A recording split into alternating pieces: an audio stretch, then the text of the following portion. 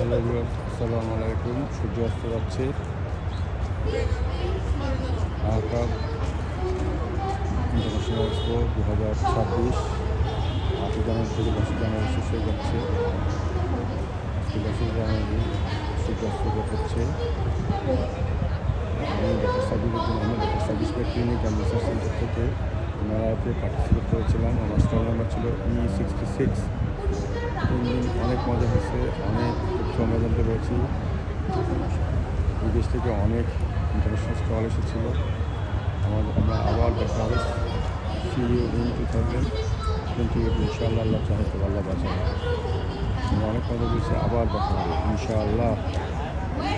Allah Hafez. C you in